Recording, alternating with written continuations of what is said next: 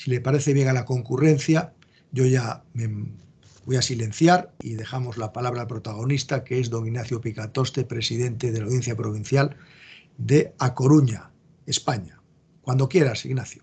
Tienes Muchas toda... gracias, Jaime.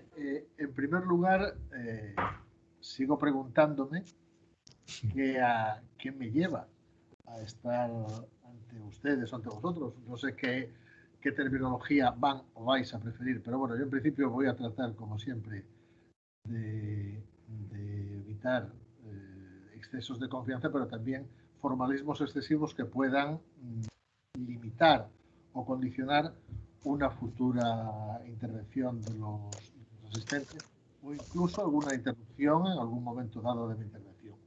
Sigo pensándolo porque para mí el derecho administrativo es uno de los grandes desconocidos del mundo jurídico, ¿no? Es decir, todavía a estas alturas sigo preguntándome cómo un mundo que aparece cuando no se conoce tan árido tiene semejante cantera de juristas. Jaime es un ejemplo de ello, José María Gómez y Díaz Castrovalde es otro, César Tolosa es otro, y al mismo tiempo hace que el derecho administrativo adquiera una dimensión mucho más, no voy a decir lúdica porque no es la palabra adecuada, pero sí mucho más flexible, humanitaria, coherente e incluso jurídicamente atractiva de lo que a priori puede parecer ese sistema jurídico, esa rama del ordenamiento jurídico. Esto, agradecer a Jaime y a la Universidad de A Coruña la oportunidad que me dan de poder ver a gente, aunque sea a través de una pantalla, que en estos tiempos de tribulación siempre es una verdadera alegría, por lo menos para mí. Es decir, yo soy muy cumplidor de las normas, ¿no?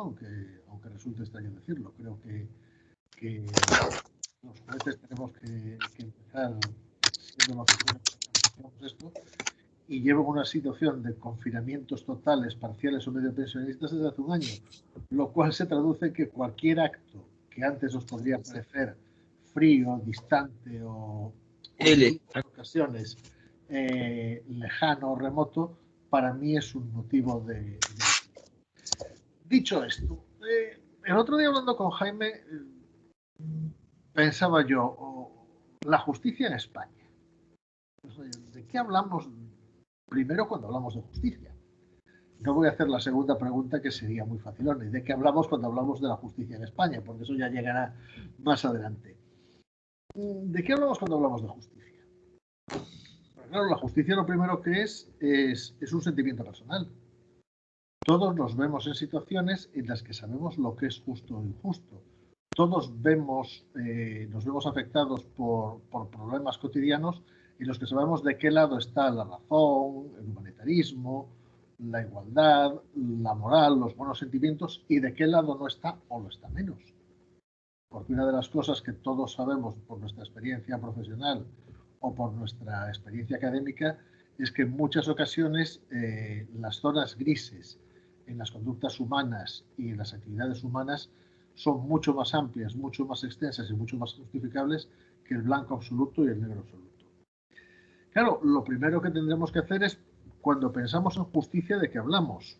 Y yo creo que ahí es donde tenemos que hacer ya la primera, o acudir a la primera definición terminológica, que es la del diccionario de la Real Academia.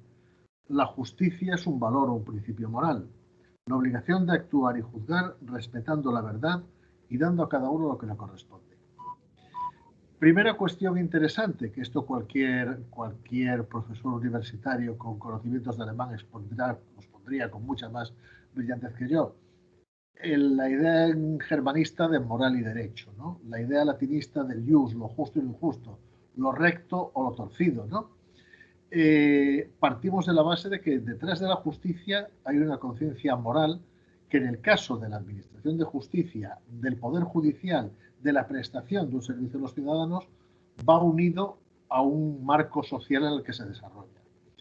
Pero tenemos que partir de la base de que esa conciencia subyace en toda la actividad jurisdiccional y en todas las personas que intervienen en la administración de justicia. Lo que ahora se ha de llamar en una terminología que a mí no me convence, pero que es la que hay al uso en España, donde cada vez se producen palabras más extrañas y conceptos más anómalos, operadores jurídicos, que me parece que engloba una serie de profesiones jurídicas y de relaciones con el mundo judicial que no concreta y no da el determinado valor que cada una de ellas tiene. Partimos de la base entonces de que la justicia es un valor. Y esa idea de valor le da una prevalencia en el conjunto normativo, ¿no? Recordemos el preámbulo de la Constitución española, la búsqueda de la justicia. Recordemos el artículo 1 de la Constitución española, valores superiores del ordenamiento jurídico, la libertad, la justicia, la igualdad y el pluralismo político. Ojo, ninguno de estos valores se puede desarrollar plenamente ni puede adquirir carta de naturaleza plena al margen de la idea de justicia. ¿Puede haber libertad sin justicia? ¿Puede haber pluralismo político sin un concepto de justicia que garantice esas reglas del juego y que haga que los operadores, valga la expresión redundante, o los intervenientes en el juego político interioricen la idea de que hay unos límites, con independencia de los que establezca cada ideología o de los que establezca la necesidad política en cada momento, que no son trascendibles? ¿La igualdad es posible sin justicia?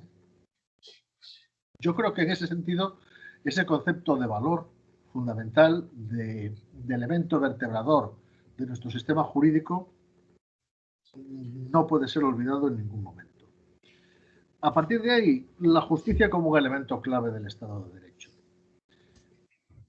Hoy por hoy el Estado de Derecho, y creo que tenemos que estar todos de acuerdo, por lo menos en su vertiente del Estado de Derecho liberal que se ha ido desarrollando en los últimos 150 años, grandes revoluciones, 48, progresivamente buscando por dónde sortear obstáculos, cuándo llegar a acuerdos, cuándo ampliar determinados radios o ratios de libertad, de participación, de consolidación de derechos como ciudadanos que eran prácticamente impensables en el inicio de las grandes revoluciones liberales, se encuentra en crisis. Y no creo que a nadie le falten en este momento países en los que concretamente en el ámbito de la justicia, no vamos a entrar en otros, la situación de las llamadas democracias iliberales o democracias autoritarias que están floreciendo en Europa y en el nexo entre Europa y Asia, que es Turquía, se dan situaciones de intromisión en el Poder Judicial, situaciones de control del Poder Judicial, situaciones en las que el Poder Ejecutivo condiciona el desarrollo de la actividad jurisdiccional o la propia composición de los tribunales. Creo que están a la orden del día y que todos las conocemos. Primera cuestión que quiero aclarar. En un Estado de Derecho, la separación de poderes es el elemento nuclear. Todos lo sabemos. Todos sabemos también que las ideas de los constituyentes franceses y de los constituyentes decimonónicos con sus grandes declaraciones de derechos hoy están en crisis. Un ejemplo clásico, a los gobiernos se les reprocha que no han tenido producción legislativa, lo cual a un constitucionalista del siglo XIX le hubiese causado una gran preocupación, que es eso de que el gobierno tenga una producción legislativa. El Parlamento, a su vez, tiene una función menos legislativa y más de control del gobierno, desde el punto de vista del impulso legal y desde el punto de vista de la proyección de su labor política. El Poder Judicial no solamente es ya el oído de la ley y la voz de la ley, como pretendía Montesquieu. Hoy por hoy el Poder Judicial crea derecho.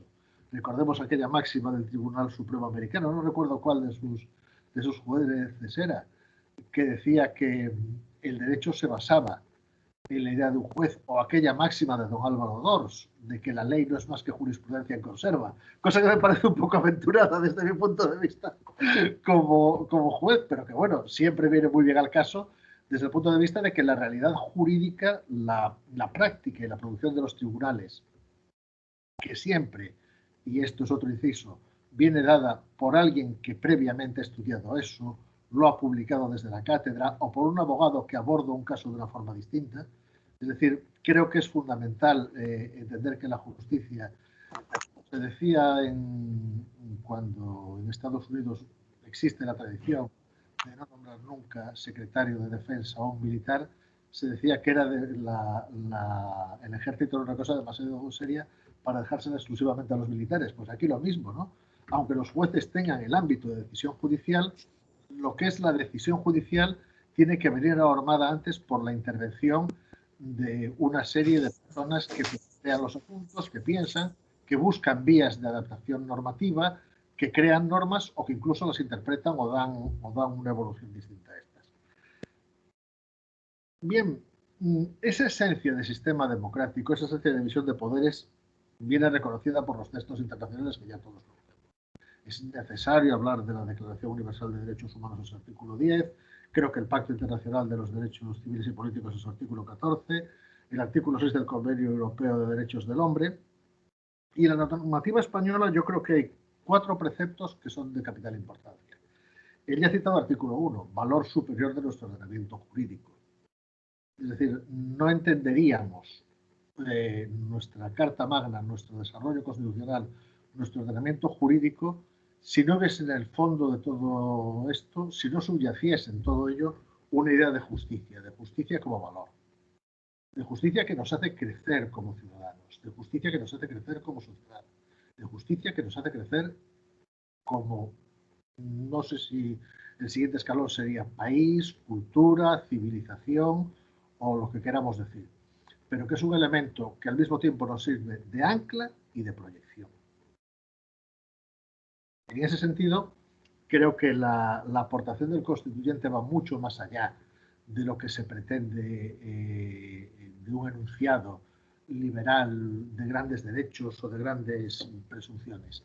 Nos está dando un mandamiento concreto que nos hace que en conjunto, como sociedad, seamos mejores de lo que somos individualmente. Después el artículo 9 es muy curioso porque el artículo 9.3 es un artículo que para mí establece la plena judicialización de la vida administrativa y con ello de la vida práctica o pública española, ¿no? Claro, legalidad, jerarquía normativa, publicidad, protección de derechos individuales, seguridad jurídica y control de los poderes públicos. ¿Quién hace esto? El Poder Judicial, la encarnación de ese principio de justicia que está obligado de forma diaria y cotidiana a mantener los límites de esa actuación. Todos sabemos que los grandes principios están para cumplirse y todos sabemos que en el fondo los grandes principios son cumplidos o por lo menos no son intencionalmente incumplidos por ninguno de los poderes. Pero también es cierto que todos sabemos que el poder tiene una fuerza expansiva tremenda y no es tanto que ocupe espacios excluyendo a otros, sino sencillamente que cuando se cede en esa labor de control, cuando se cede en el ejercicio de unas competencias, necesariamente la naturaleza tiene horror al vacío. Esto es una máxima que también tenemos que aplicar en el mundo jurídico y en el mundo político. Si no hay una serie de controles judiciales basados en esa idea de justicia que se enuncia en ese artículo 9.3, esa falta de control llevaría a una administración omnímoda que por esa misma naturaleza no respondería al interés general, sino una especie de sujeto que se desarrollaría de forma autónoma, ¿no?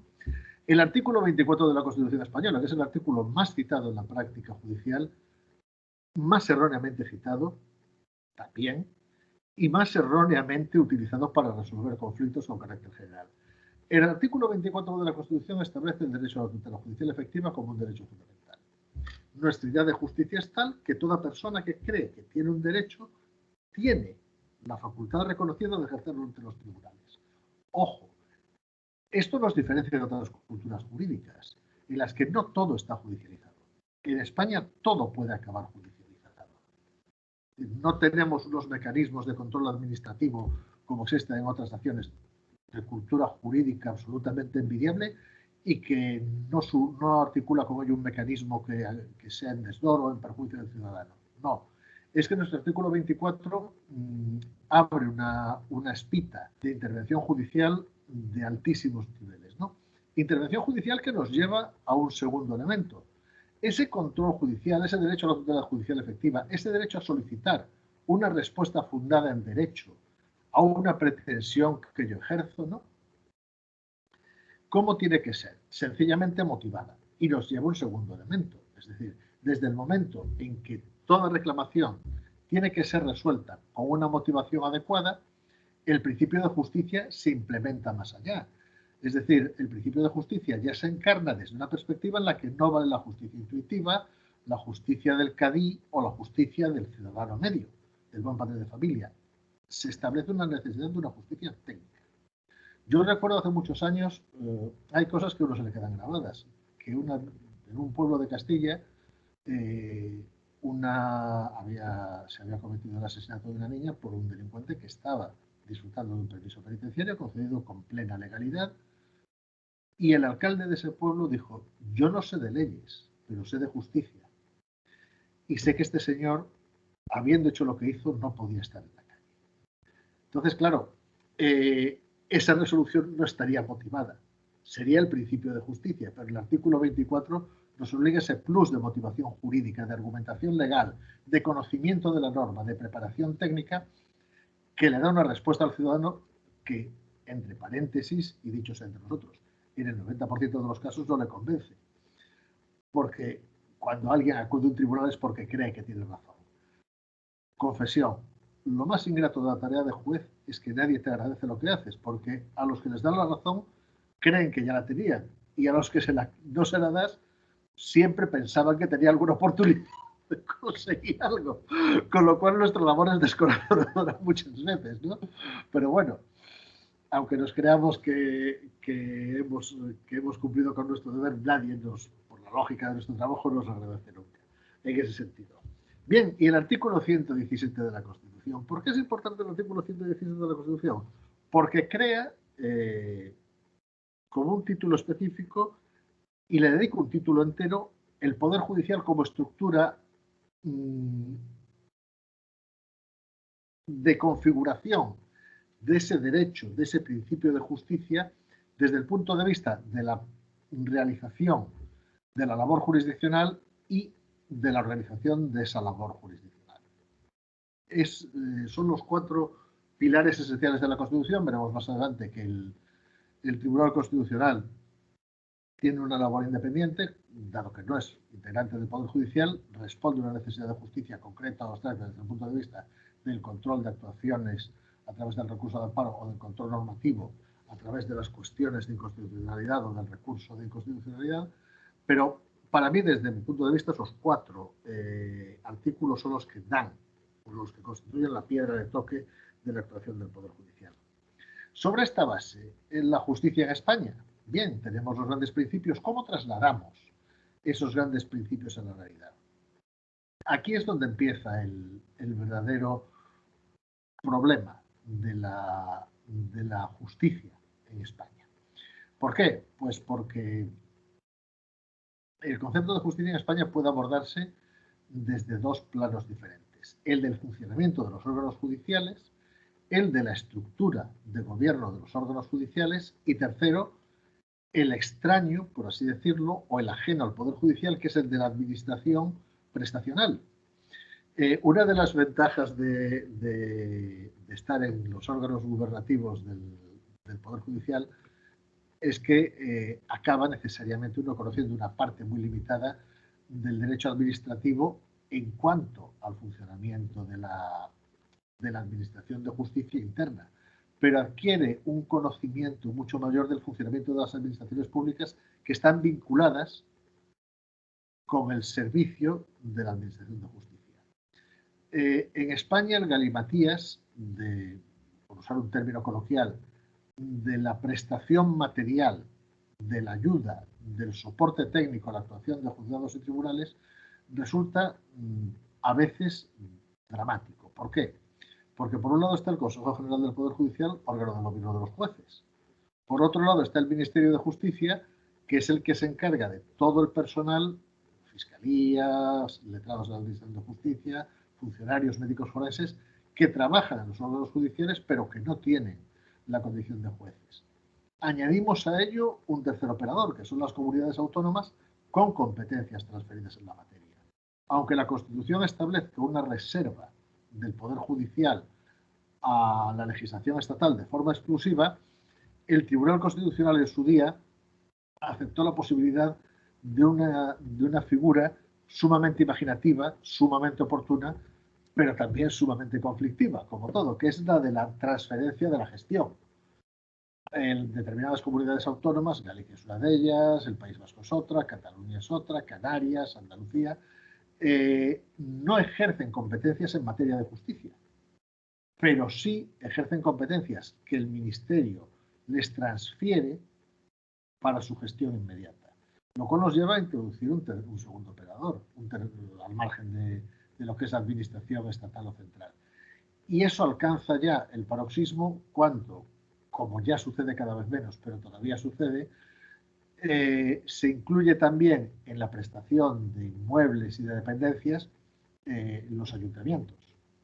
Yo, por ejemplo, estoy en un edificio magnífico, una fábrica de tabaco rehabilitada, que si ustedes tienen oportunidad de venir un día a La Coruña y verla, hagan una visita, porque es un edificio francamente impresionante, restaurado al milímetro, pero claro, es una cesión hecha por el Ayuntamiento de La Coruña, su propietario, a la comunidad autónoma por un periodo de tiempo limitado, en el cual nosotros estamos en una condición de, no sé, precarista, supongo, ¿no? Porque no tenemos otra en este momento.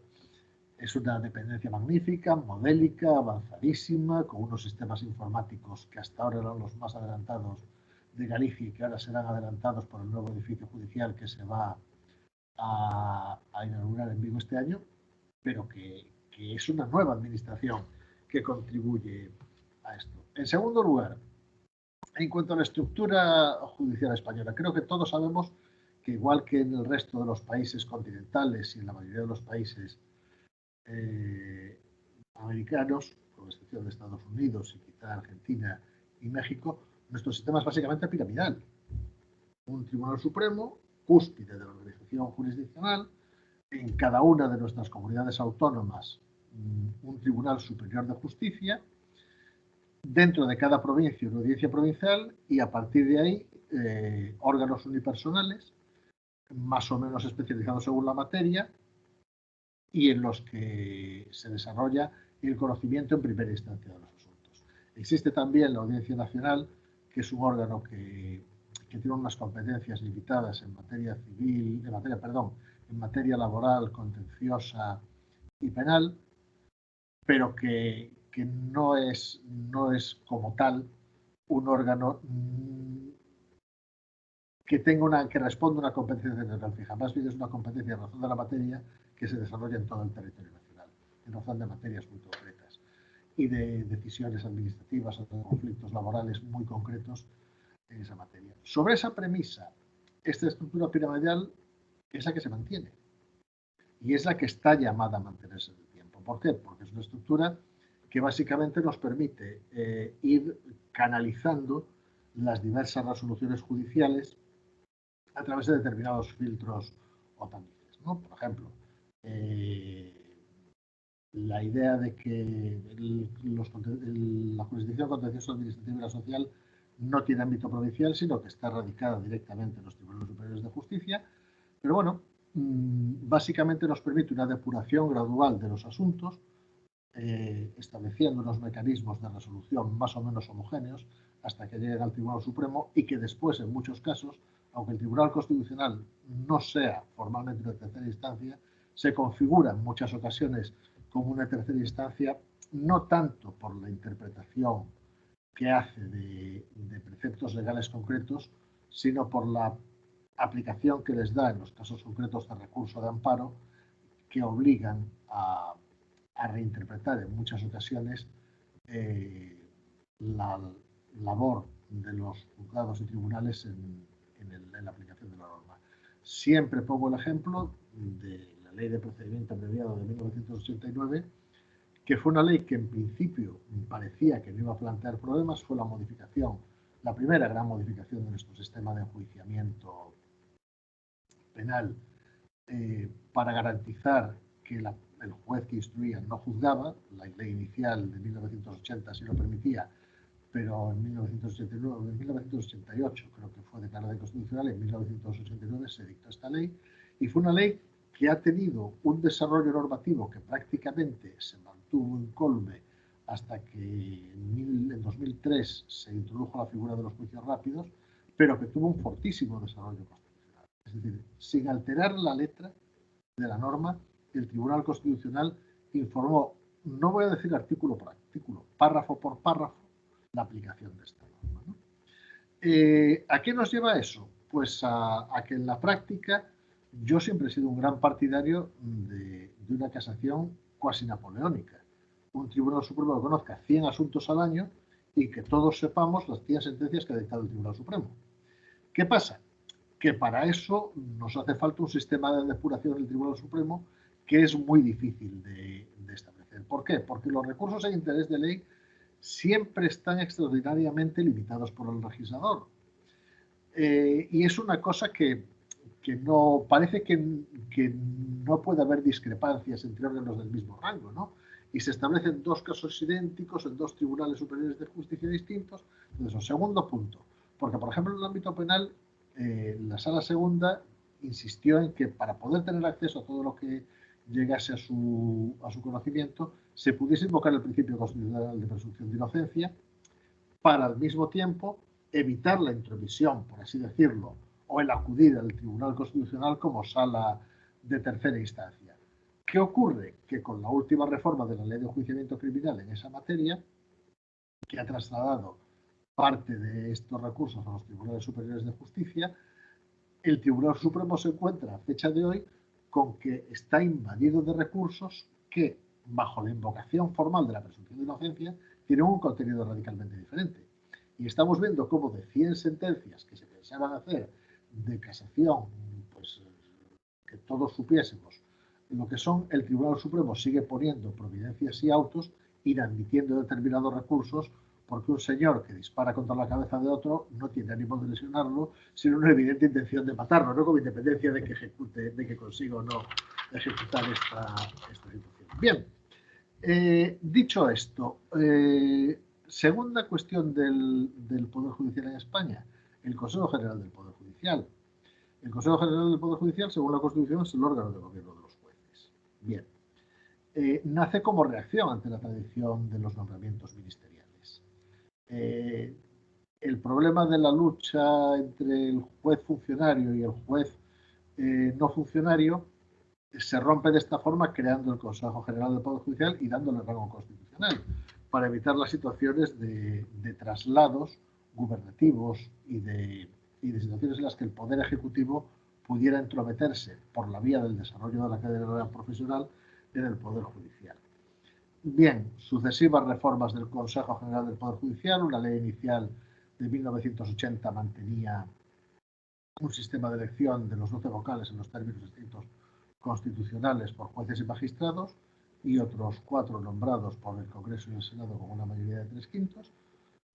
Sucesivamente el sistema de elección de vocales es objeto de polémica y cada vez más se intenta convertir al Consejo General del Poder Judicial no tanto en un órgano de gobierno de los jueces, en un sentido amplio, sino en un órgano destinado a, por así decirlo, realizar una labor burocrática o puramente administrativa, en el sentido menos adecuado del término, de la carrera judicial. Es decir, que cada vez tenga menos impulso y que cada vez tenga menos competencias dentro de una potestad reglamentaria que le reconoce la ley orgánica, etcétera, etcétera. El último eslabonazo en este sentido ha sido la Ley Orgánica 4/2021, que ha limitado las competencias del Consejo una vez vencido su plazo de 5 años de mandato.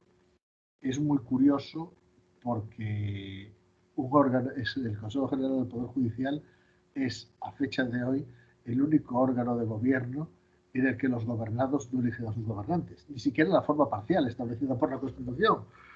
Y aún así, el Consejo sigue funcionando y el Consejo seguía desempeñando su labor. Pero evidentemente la gran batalla en el ámbito de la independencia judicial en España se estructura, o mejor dicho, se hace erupción en cuanto al sistema de elección de vocales y al sistema de competencias del Consejo. Hemos tenido, si no recuerdo mal, bandazos en 1985, donde la ley se presentó bajo el cartel de que Montesquieu había muerto. Bien, Montesquieu había muerto hace muchos años, pero afortunadamente su espíritu sigue penetrando cotidianamente la labor de muchos juristas y de muchos ciudadanos que lo ignoran de forma cotidiana. En 2001, donde hubo un tímido avance en la recuperación de competencias, hubo después otro bandazo menos o más destinado a arrojar el funcionamiento del Consejo con un sistema más presidencialista. Ahora estamos en una situación en la que, bueno, pues me imagino que están ustedes al tanto de cómo se ha desarrollado toda la evolución para la aprobación de este órgano constitucional. Y bueno, ahí seguimos en una situación de impasse en la que a lo único a lo que conduce es un desgaste institucional brutal, porque un órgano que no puede ejercer las competencias a las que está llamado acaba perdiendo sentido y acaba quedando arrumbado por la vía de hecho.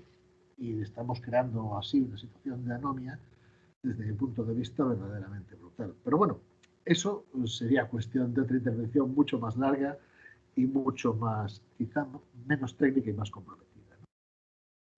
La justicia en España hoy. ¿A qué problemas se enfrenta de verdad la justicia en España? Pues a los mismos que la justicia en el resto del mundo. Cada día que pasa se entiende la justicia como algo esencialmente prestacional.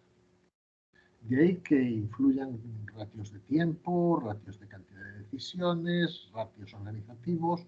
Es muy curioso porque cada vez que se hace, cada vez no, pero con más frecuencia, cada vez que se hace una reforma legal, se centra en el aspecto organizativo y se centra sobre todo en unos criterios de economía de escala, ajenos a dos principios, que son el de la idea de motivación que hemos hablado antes del artículo 24, que es fundamental, buena o mala, pero una motivación técnica, y en segundo lugar, a separar al juez de lo que es el control del procedimiento y el control de la actuación judicial en su conjunto.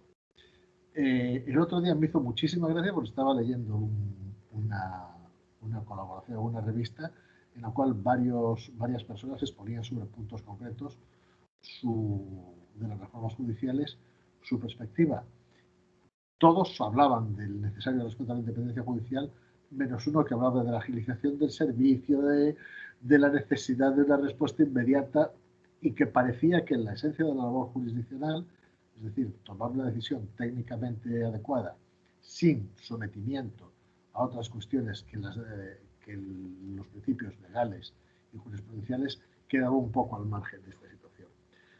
Bien, primero, tenemos un modelo que en muchas ocasiones ya no da más. ¿Por qué? Porque se critica mucho el modelo de partidos judiciales. Yo no voy a entrar en esa crítica o no, pero sí es cierto que desde hace años las razones poblacionales, la evolución social, está demostrándonos que la creación de órganos con todo lo que conlleva, de funcionarios, de espacio físico, no da respuesta a necesidades urgentes y flexibles, como se tienen que dar. Es decir, desde este punto de vista, la infraestructura tiene que estar, sí es cierto, orientada a una respuesta mucho más eficaz y mucho más inmediata. De nada nos sirve detectando problemas que sabemos que van a producirse para que después, cuando se produzcan, ver que ya no tiene solución e intentar adivinar, como decía Vargas Llosa en la conversación de la General, ¿cuándo se jodió el Perú? Pues cuando de verdad se produjo ya esa situación en la que no podíamos tener control sobre esa situación. ¿Qué ocurre? Que además hay un estudio del BBVA de hace muchos años que yo guardé y, como siempre, lo he perdido. Bueno, lo he perdido, lo he traspapelado, me aparecerá el día más insospechado, ¿no? En el que se partió de la premisa básica: toda inversión en justicia es una inversión a fondo perdido. La gente ve una carretera, el ciudadano ve un hospital, el ciudadano, pero un señor pasa por delante de un juzgado y si no tiene un pleito, ¿de qué me sirve a mí esto? ¿No? Entonces, también tenía una cosa muy curiosa, que es que el 43% de los españoles denunciarían a un traficante de drogas que vendía en su barrio. el 57% no denunciaría a otro que vendiese en ese barrio, en barrios distintos. Era un estudio muy curioso, ¿no? Por esa, o, por ejemplo, que solamente un 15% de los españoles denunciaría a un espía de una potencia extranjera. Yo no sé quién hizo esa pregunta, pero me pareció francamente terrible, ¿no? Pero bueno, entonces, esa idea nos lleva a que el coste de la justicia, que es mucho más pequeño que el beneficio que produce su funcionamiento adecuado. Yo no soy un experto en esto, en economías de escala, ni en nada por el estilo, pero el simple hecho de la predictibilidad en las resoluciones judiciales nos supondría un avance brutal de cara a conseguir una mucha mayor seguridad jurídica en el ámbito de la contratación, de la actividad administrativa, etcétera, etcétera, etcétera, etcétera. Hay estudios que lo cuantifican en un 5% del PIB. Entonces, esa inversión merecería la pena desde ese punto de vista, pero los recursos, y más en esta época, son extraordinariamente escasos. Cuestiones a las que nos enfrentamos: la litigación en masa. Oiga, ¿por qué no institucionalizamos el pleito testigo? ¿Por qué no hacemos un criterio como de la extinción de efectos en vez de incluir en nuestro sistema jurídico, en nuestro sistema judicial, 600.000 asuntos derivados de cláusulas suelo de hipotecas? Claro, yo una vez tuve la fortuna de estar en una reunión en la que había un juez de Eslovenia que no se creía que un sistema judicial pudiese absorber 600.000 asuntos exactamente iguales, en los cuales además el 50% de las operaciones son por las costas, ¿no?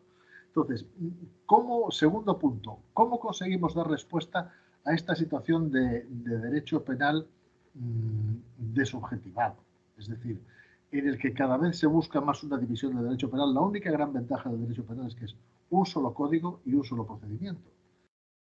Con lo cual, y una ley que obliga al juez de lo penal a estudiar, a atemperarse, dice todavía el artículo 5 de la ley de enjuiciamiento, al contenido de las jurisdicciones administrativa y civil cuando tenga que resolver asuntos de esa materia.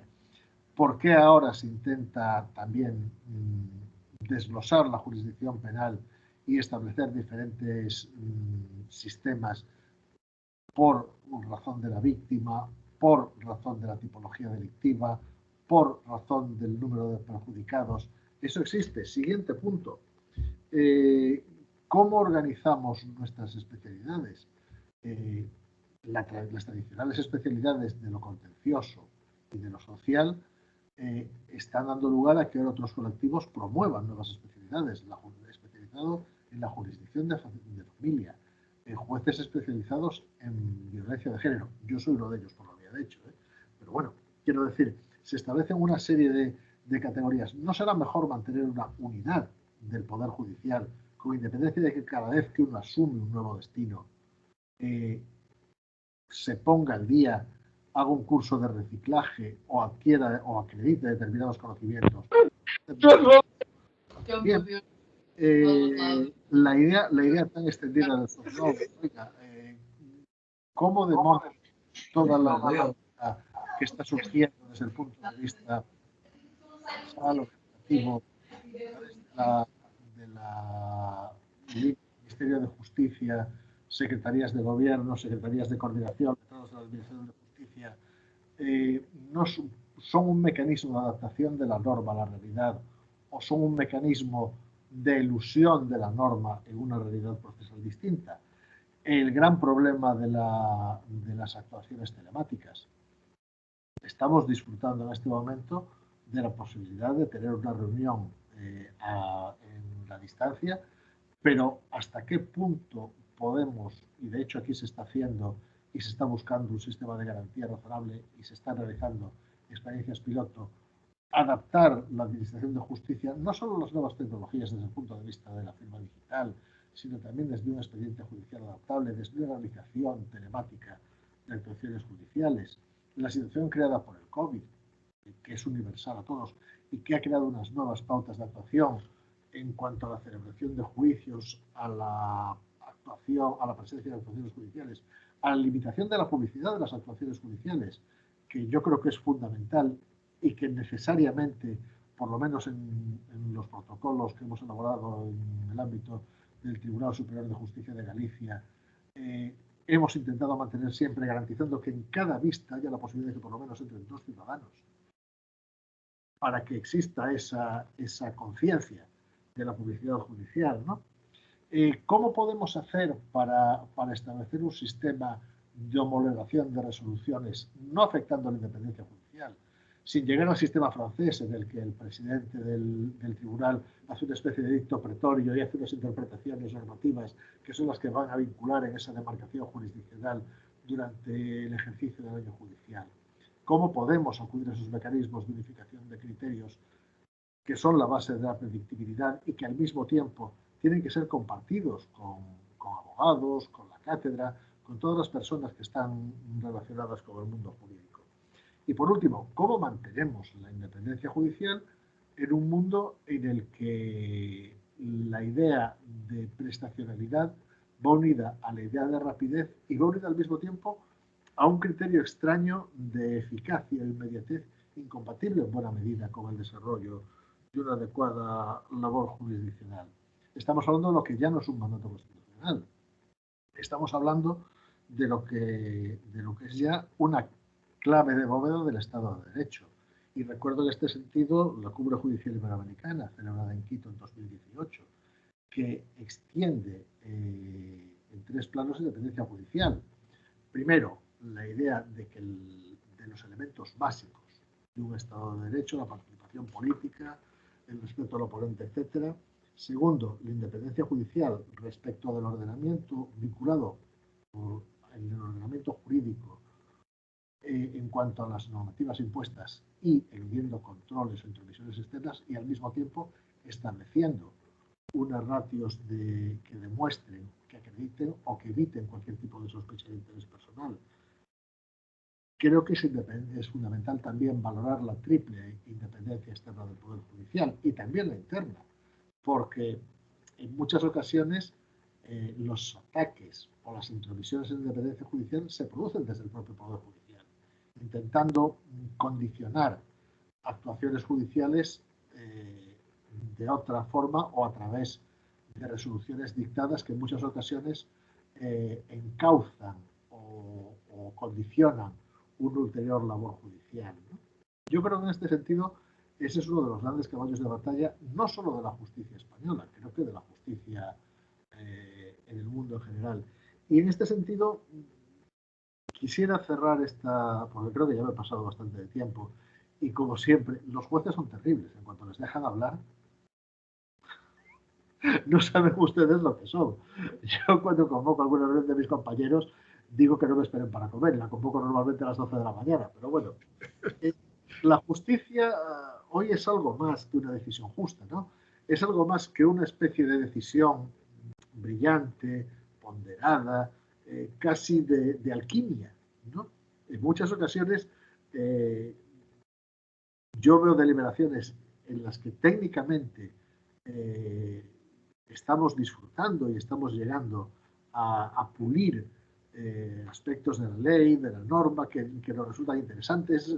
A ver, esta sentencia del Supremo nos permite ir un pasito más allá, nos obliga a ir un pasito más atrás. ¿Cómo podemos organizar esto? Pero, como dice el Tribunal Europeo de Derechos Humanos, la justicia no opera en el vacío. Cualquier mensaje, cualquier sentencia, cualquier resolución judicial tiene una doble eficacia. La concreta a sus destinatarios y la general a la sociedad. Entonces, sobre esa base, a la justicia se le exige eficacia, a la justicia se le exige transparencia y al mismo tiempo que parezca incompatible, se le exige autoritas, una autoritas que está en permanente tensión con el control ciudadano y al mismo tiempo se le exige una potestad que la propia naturaleza de la justicia no tiene, porque al mismo tiempo le da una fuerza ejecutiva que supera su propia condición arbitral o neutral, por así decirlo, ¿no? ¿Y esto cómo se consigue? Pues es muy difícil, pero yo creo que la base de todo ello es la consecución y conservación de un poder judicial, como habíamos hablado antes, de una justicia en general que parte de las siguientes premisas, que son, en un primer momento, la necesidad de un conocimiento, de un rigor técnico absoluto. En segundo lugar, una neutralidad social, de una imparcialidad política.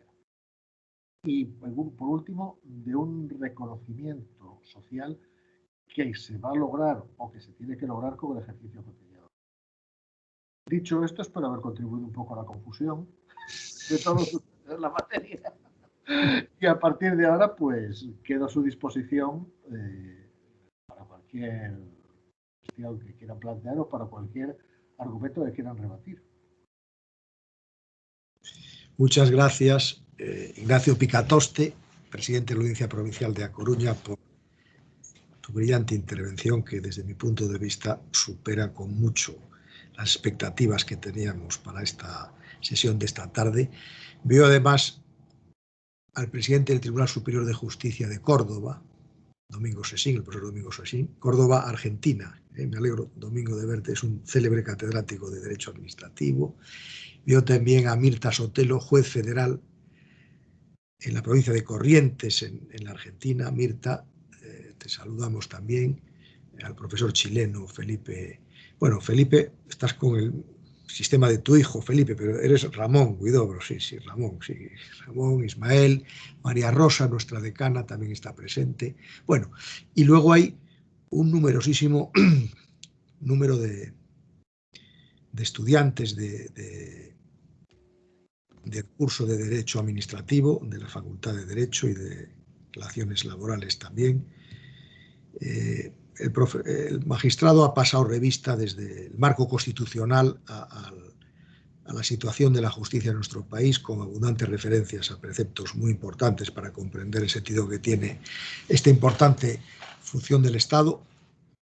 Se ha referido a la especialización en algunas materias y yo he visto que en el chat se ha formulado una pregunta que, Ignacio, tiene que ver con el derecho administrativo, y porque nosotros, digamos, desde hace unos años hay una cuestión que conocemos bien, que es el llamado derecho a la buena administración, que ordinariamente se aplica a la función ejecutiva, a la función administrativa, y que hay pues una persona que dice, ¿se puede extender el derecho a la buena administración a la sede judicial? Que plantean estos términos, y que si quieres contestarlo o si quieres hacer alguna reflexión, pues te damos la palabra. Vamos a ver, yo creo que desde el punto de vista práctico,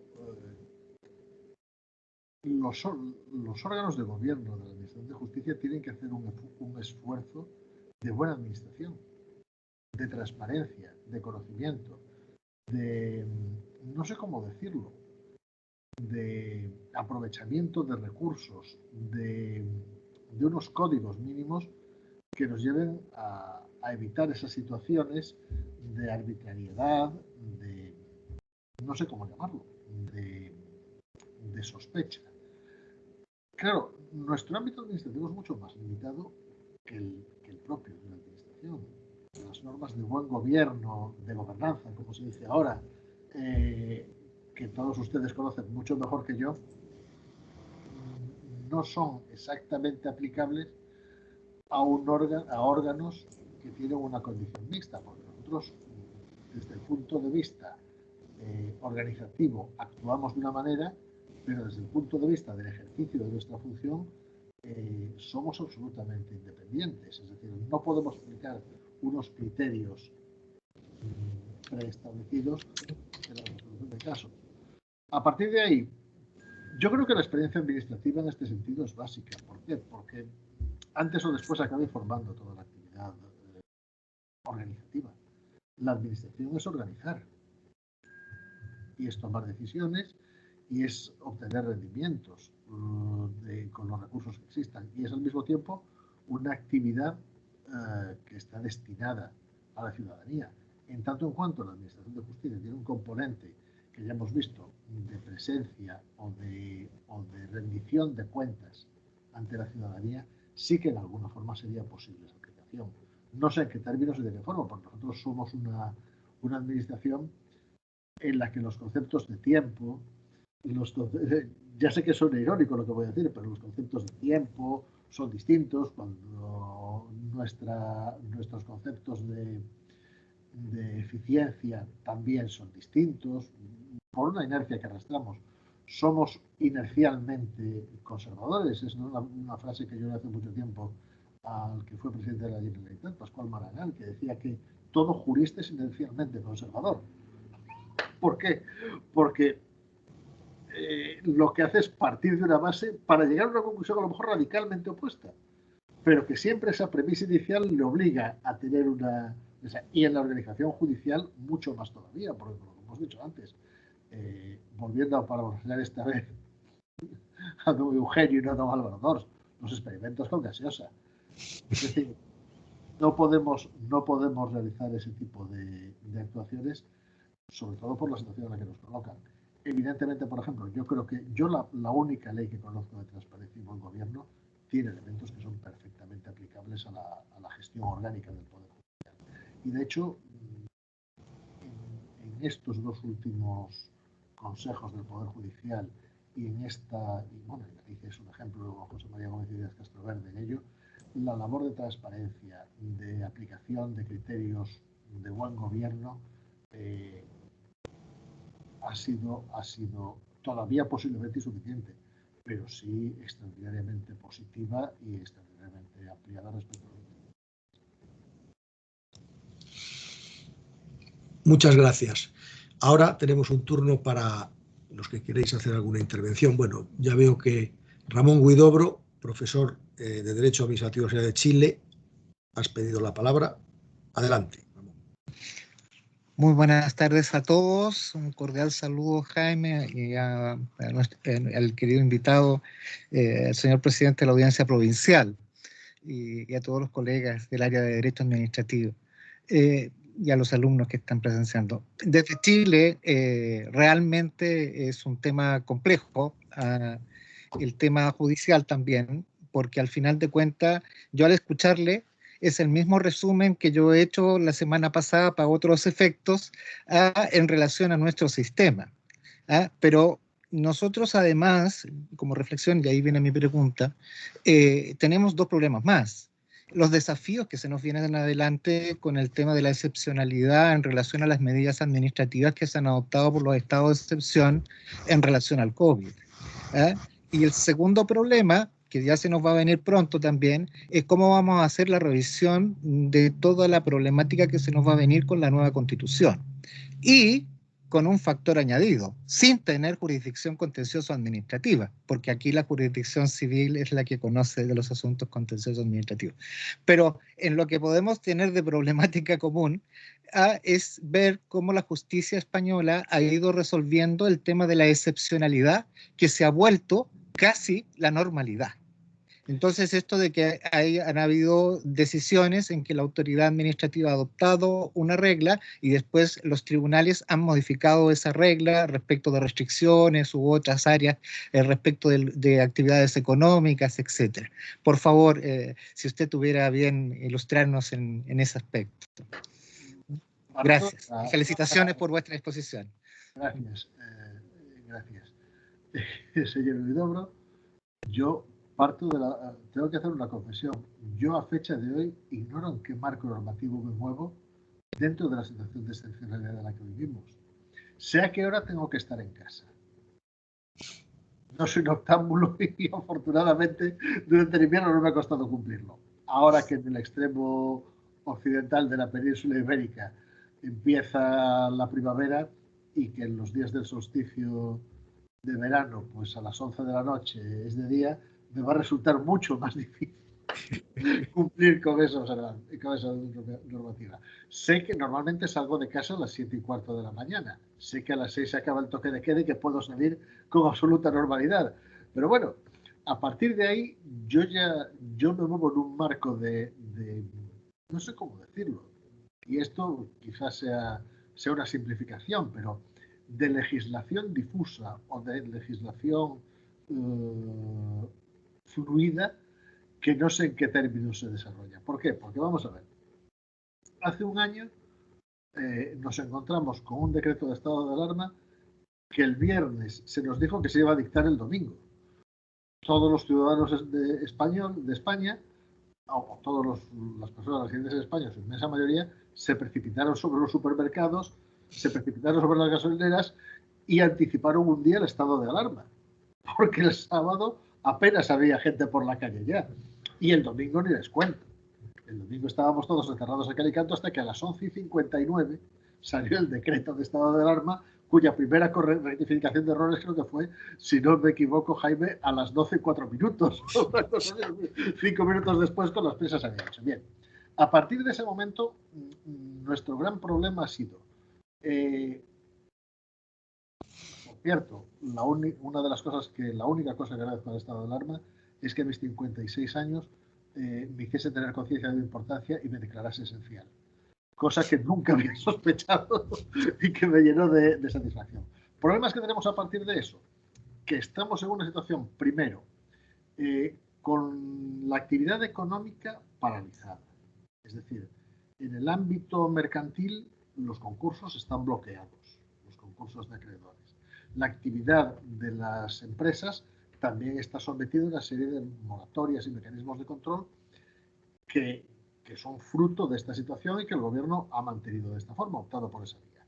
Desde el punto de vista laboral, los expedientes de regulación temporal de empleo han sido una solución que ha evitado durante un año que el número de desempleados se dispare, pero que sin embargo, cuando se alce esa situación, va a producir posiblemente un incremento del desempleo brutal y una situación de despidos que va a colapsar la jurisdicción laboral.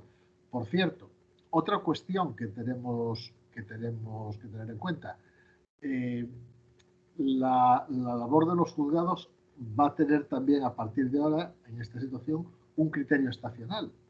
¿Por qué? Porque los juzgados de lo social que han mantenido la actividad ralentizada y de lo mercantil van a verse ahora, cuando se alcen estas restricciones, saturados.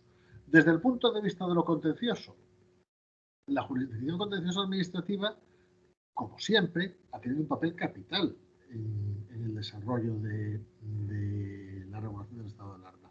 En primer lugar, porque al principio todo el mundo pensó que el carácter de los españoles no les iba a permitir sobrellevar las restricciones impuestas de buena gana o con cierta normalidad. Al revés, es decir, España ha sido un país en ese sentido modélico. Después de un año empiezan a producirse ya algunos problemas de fatiga, de agotamiento, sobre todo entre los jóvenes, pero la primera gran etapa de confinamiento fue respetada de una forma casi absoluta, casi unánime. ¿Qué ocurre? Que ahí en un principio se pensó que iba a haber muchas sanciones penales y hubo muy poquitas, en cuanto a la desobediencia a la autoridad, en cuanto al cumpla usted esta norma, no la hago. ¿Por qué? Porque las fuerzas y cuerpos de seguridad del Estado fueron en ese sentido razonablemente flexibles. Y segundo, los ciudadanos también comprendieron la situación en la que estaban. Y el problema grande aparece en la jurisdicción contenciosa. ¿Por qué? Porque la jurisdicción contenciosa no solamente tiene que afrontar el problema de las sanciones, que me corrija Jaime, así es, van a ser inejecutables en un porcentaje altísimo, porque o bien la forma, o bien el plazo, o bien, y yo creo que salvo las que se hayan pagado voluntariamente, el resto van a decaer. Desde mi punto de vista, la mayoría de los expertos en lo contencioso afirman eso. Pero tenemos otro segundo elemento, que es que cuando decaiga el estado de alarma y cuando decayó, la jurisdicción contenciosa ha tenido que actuar como apagafuegos de la situación de emergencia. Recordemos lo de fumar en las terrazas, recordemos lo de todo esto. Es decir, en la práctica, el abordaje de esta situación se ha producido por la jurisdicción contenciosa. Y la jurisdicción contenciosa va a ser la gran, entre comillas, damnificada, porque cuando se alcen las medidas de restricción, si se alzan, va a ser a la que se le traspase la responsabilidad. Y va a ser ahí donde vamos a tener que ver ese criterio, esa ausencia de criterios unificadores, ¿no? No tiene sentido que en una localidad de, por ejemplo, Navarra, se pueda fumar en las terrazas y que en La Rioja, que está a 20 kilómetros, otra localidad, no se pueda fumar en las terrazas. Entonces, yo creo que desde ese punto de vista, la respuesta del bloque del Poder Judicial va a incidir especialmente y además yo creo que todos somos conscientes de ello y no nos hemos dado cuenta en el ámbito administrativo.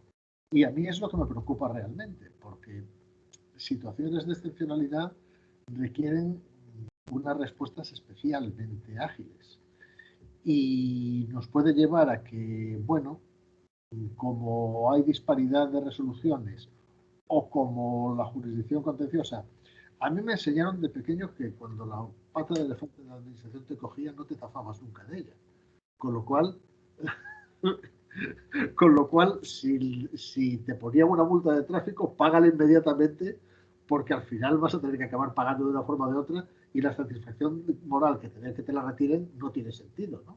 Que tener esa calidad. A mí me han multado 3 veces y las he pagado religiosamente al día siguiente. El problema que tenemos es, si empezamos a hacer que la actuación administrativa devenga, no voy a decir inútil, pero sí ineficaz en parte, estamos afectando un problema esencial de convivencia. ¿Por qué? Porque el siguiente paso, todos sabemos que es el aplicar la sanción penal.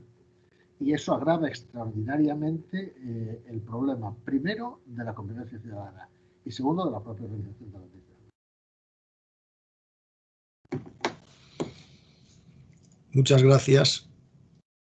Tenemos otra pregunta que yo creo que puede ser ya una de las últimas, porque estamos ya consumiendo el tiempo que solemos tener para los seminarios. No sé si le quiere formular directamente el doctor Juan Manuel Morel, que la ha volcado por escrito en el chat, o quiere el doctor Morel que la formule yo mismo.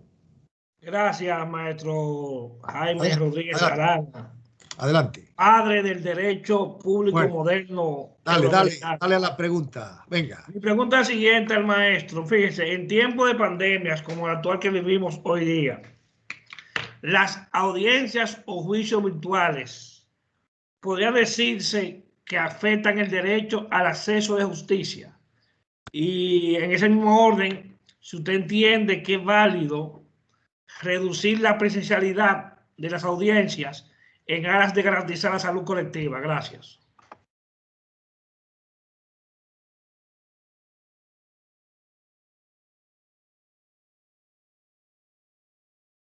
¿La pregunta es para mí o es para don Jaime?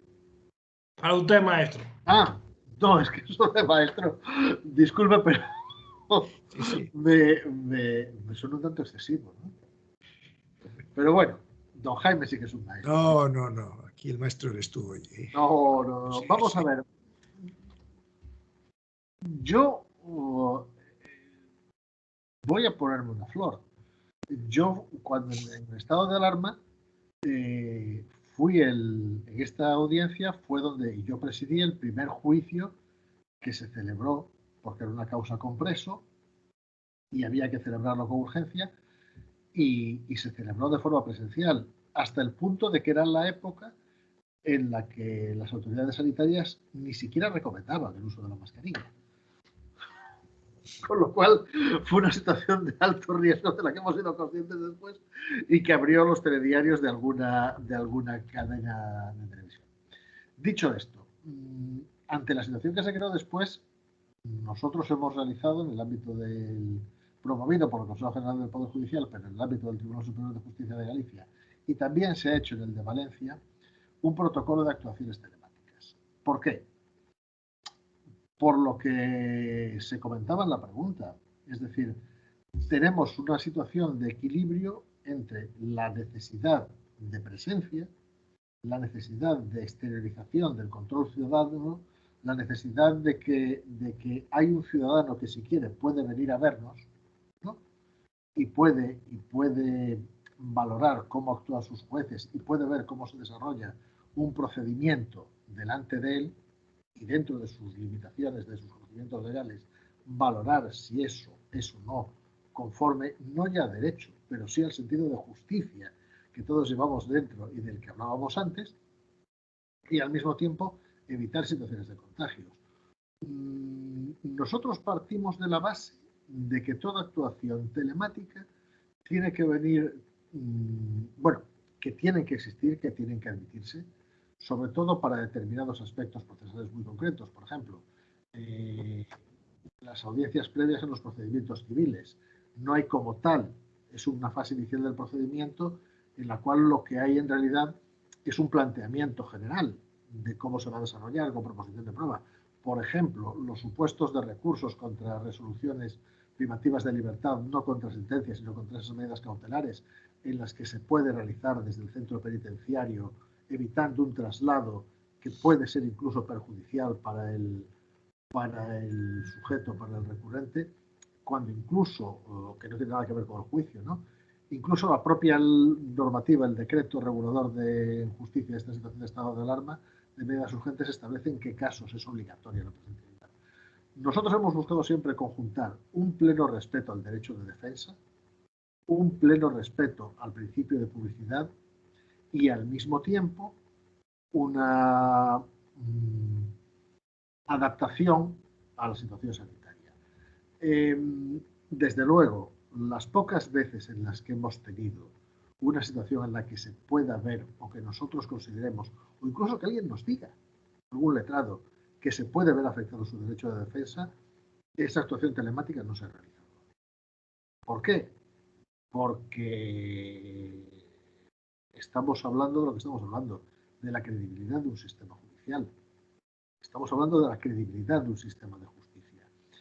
Y evidentemente todos sabemos que los sistemas de comunicación bidireccionales con facilidad de intervención, pleno conocimiento, audio, vídeo, reconocimiento facial, lo que estamos viendo ahora en el que podemos ver los gestos de cada uno, señales de sentimiento, eso es magnífico, bárbaro. Pero desde el momento en que alguien diga, no, pero es que yo no he podido hablar con mi cliente, yo no he podido preparar la defensa con mi cliente quiere hacer ejercicio del derecho a la última palabra después de estar aquí y ver todo el juicio, no podemos decir nada en contra. Hay jurisdicciones, la penal es la más llamada por esto. Yo creo que las actuaciones telemáticas sí que están llamadas a perdurar en lo contencioso, en lo social y en algunos procedimientos en civil, sobre todo en estos trámites previos que agilizan el juicio o que suponen la parte inicial del juicio, y no podemos ignorarlo, pero siempre desde ese escrupuloso principio de respeto.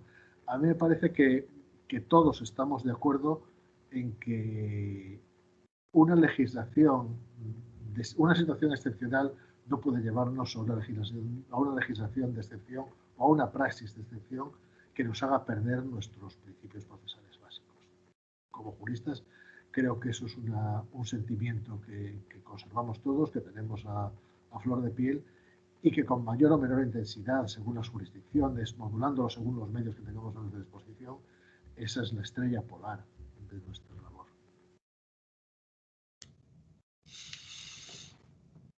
Muchas gracias, don Ignacio Picatoste. Queda una última pregunta que quiere alguien formular antes de despedirnos de este seminario.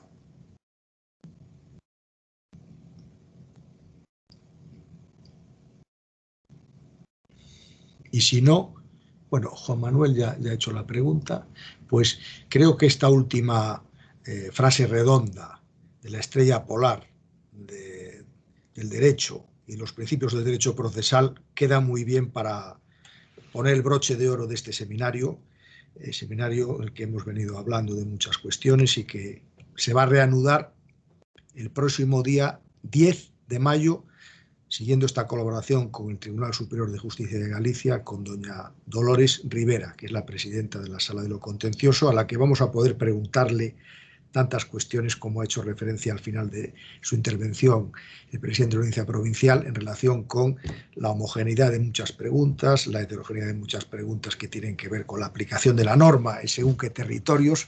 De todo esto vamos a hablar el próximo 10 de mayo.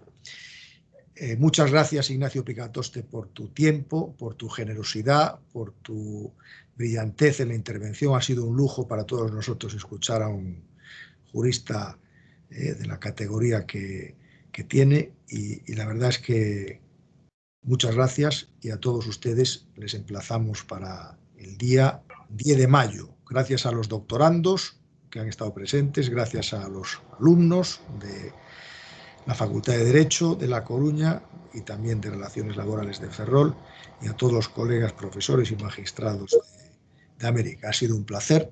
Que tenga muy buena tarde. Muchas gracias. Adiós. Gracias Adiós a ti, Jaime, y gracias a todos. Gracias y a todos. Muchas gracias. Que les vaya muy bien. Saludos. Hasta ahora. Adiós, adiós, adiós, adiós, adiós. Adiós, adiós.